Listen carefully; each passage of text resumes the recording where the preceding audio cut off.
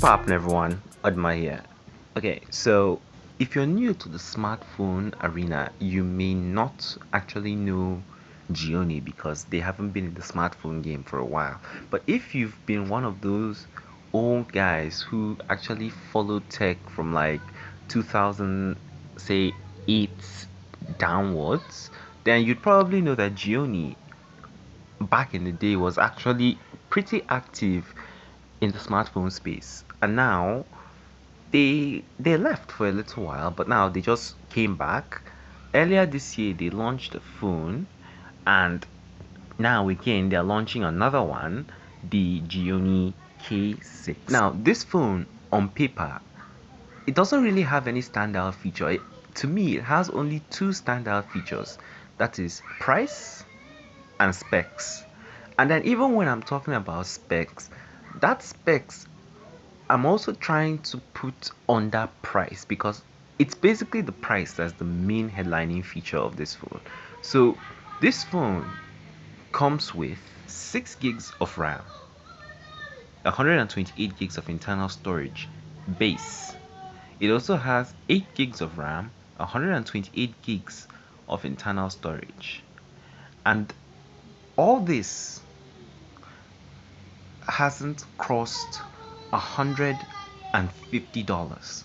I mean, these two spec variations I just called out now, none of them have reached $150. Even the top tier model, the 8 gig RAM by 256 gig version, still does not reach up to $150. It doesn't make sense. Okay, to be honest, it doesn't make sense. How did Gionee get such specs into a phone and make the price so cheap? Well, let me tell you. So, the main compromise will come in performance. Now, it's not to say that the chip is a bad chip. It's a MediaTek Helio P60.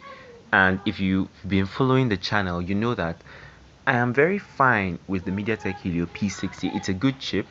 It allows you to get some very good frame rates out of games, and general multitasking is also fluid and fine. My issue? This phone was launched in 2020. The MediaTek Helio P60 was launched in 2018. It's annoying actually because it's an old chip. I mean, come on. But then, for what the phone is giving, the amount of storage and RAM it's giving, I guess you can say it's worth the trade-off, since the P60 will actually do very well in everyday, day-to-day tasks, and people may not actually notice that they are missing out on a more current chipset. Then that's totally fine. And that's like basically this is just the whole gist about the phone.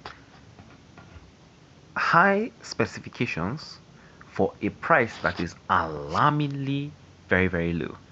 But then let's talk about other sides of the phone which are not so great.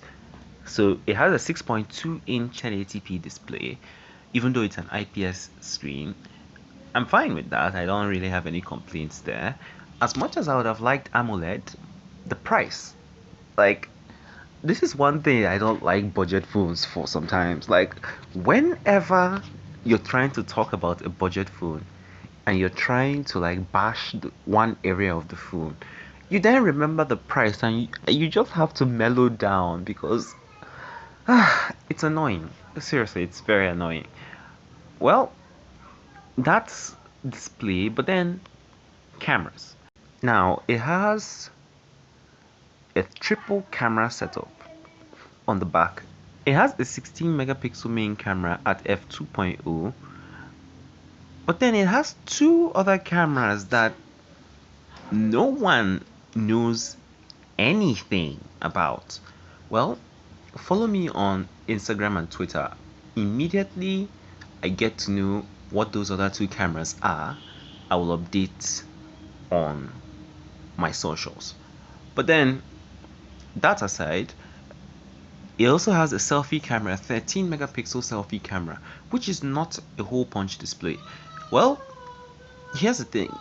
If you are hoping for a hole punch display or maybe a pop-up camera, I don't think you should have been looking in that angle, because this isn't really a flagship killer. They're not marketing this phone to be, we can give you flagship specs for a lower than expected price. What they're just trying to do is give out a phone that people can use. This was basically the mentality back in the day before all this flagship killer mentality came. I love the flagship killer mentality, so I will not complain either way. I'm fine either way. The thing is, if you just want a phone that you can use very well, I can't even say that this phone is just like a regular day phone. I'm using the Umidigi F1, which uses the MediaTek Helio P60, and I am pretty intensive when it comes to phone usage, and the chip has not failed on me, both in power efficiency, handling tasks, handling games that really sometimes I wonder how this phone survives them. But hey, that's me. There are other people who have varying levels of likes for anything that they have. Now, it comes with a 4350 milliamp hour battery, which is very big. Like, it's bigger than the Samsung Galaxy S20. S20, not S20 Plus or S20 Ultra, the S20, which has 4000 milliamp hours. Let's not forget that. So 4350 milliamp hours, it should do pretty well when it comes to everyday day-to-day tasks. Now, there are two downsides to this phone that I can see, apart from the chip and design, which are the charging speeds and availability. Now, the charging speeds of this phone is capped at 10 watts charging. No form of fast charging is supported here, and it's annoying. But then the price, every single time I look at that price, I really lose all my points against it. It's annoying, but the thing is, we just have to endure it. And then the second thing that I think is a problem is availability. Now, currently, the phone is only available in China. Now, you could take the liberty of like buying it from a Chinese website and importing it over to where you are, but then you'd probably have to deal with Chinese UI and the rest of them. But it's Android, it's customizable. You don't really need to stress yourself too much there. But Gionee, come on, push this phone out to the rest of the world. You'd get a lot of customers. Well, that's been it. Thanks for watching. I'll catch you next time. Peace. Please, allow me to show you something.